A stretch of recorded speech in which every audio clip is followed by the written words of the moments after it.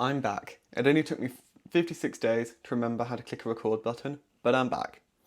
And in today's video, I'm going to be showing you, in my opinion, the best black and white budget £200 gaming PC.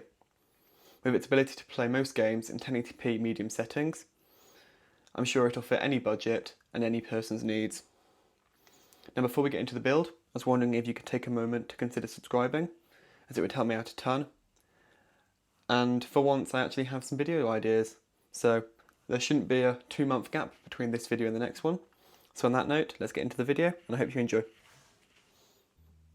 One of the ways that this build was made possible was through AliExpress.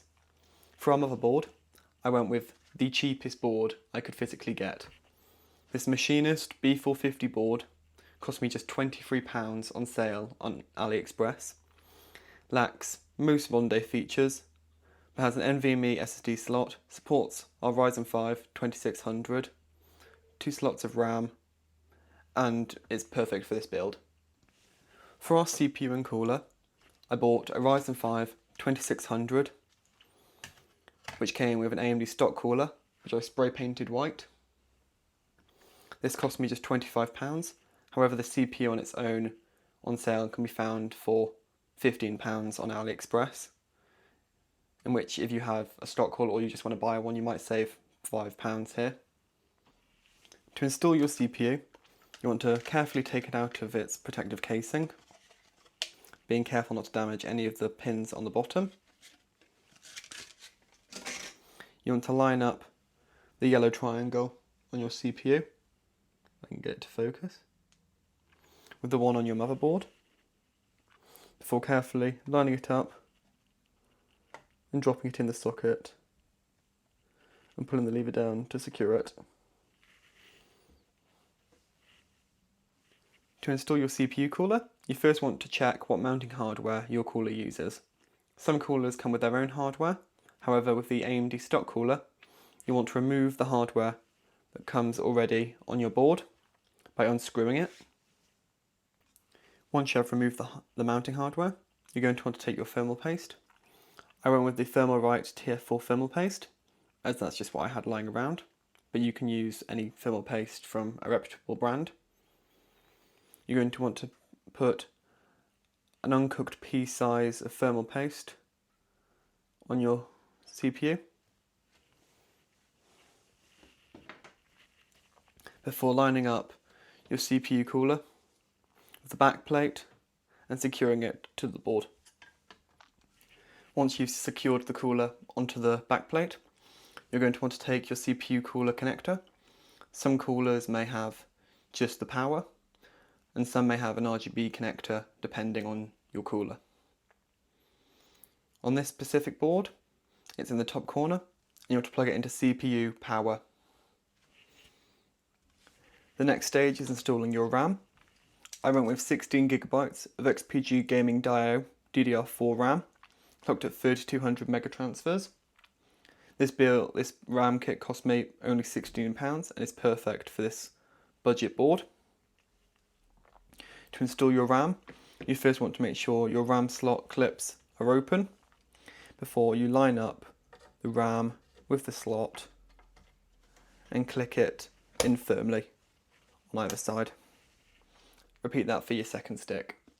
The final stage of prepping your motherboard is to install your SSD. I went with this 512GB Gen 3x4 Silicon Power P34AA60. Costed me just £27 on Amazon. It's perfect for this build and comes with no compromises. To install your SSD, you want to line it up with your motherboard's M.2 slot before pushing it down and screwing it in securely. Once you've installed your SSD, that is the final stage of motherboard prep done, and you've completed the first stage of building your computer. The next stage is preparing your case and installing your motherboard into the case. For this build, I went with the CIT Level 5 Micro Mesh Gaming PC case, coming equipped with 3 ARGB fans, 2 in the front and 1 in the back, and an RGB hub that can control multiple devices. This case fits any budget, coming in at only £40, and will fit any aesthetic, including this one. When installing your motherboard, you first want to make sure that the standoffs within the case match it with the screw holes on your motherboard. Once you've done this, place your motherboard into the case, making sure it doesn't scratch on any of the standoffs, and it lines up correctly with the I/O shield before screwing it in. Once you've installed your motherboard, the next stage is routing your case cables and installing your power supply. To install your case cables, you first want to look at what cables your case comes with and route them to the correct section on your motherboard. For installing front panel connector, you should look at your motherboard manual, and for other connectors you should install them based on the orientation on the board. Once you've routed your front panel connector cables, it's time to install your power supply. For my power supply, I went with this Cooler Master 650 watt 80 plus bronze semi-modular power supply.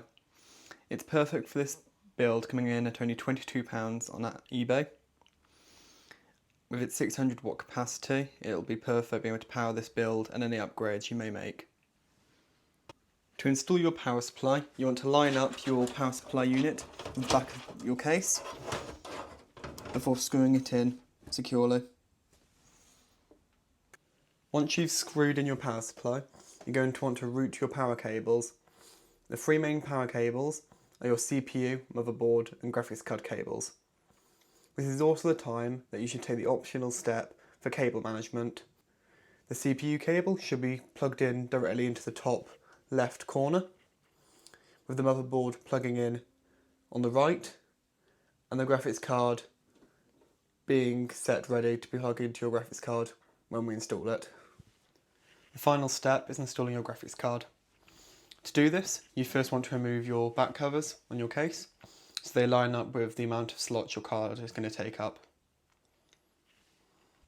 To install your graphics card, you first want to line up your graphics card with the PCIe slot. For the graphics card in this build, I went with the GTX 1070 8GB model, which cost me only £58 on eBay. As at that cost, it's the perfect budget graphics card for 1080p gaming on a budget. Once you've aligned your graphics card, push into the slot until you hear a click.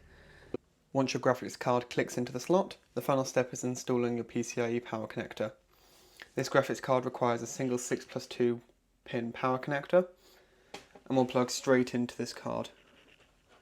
Please note that some cards may require more than one connector, so please plan accordingly. And now that your power connector's in, you just need to screw in to your bracket that holds the card in place.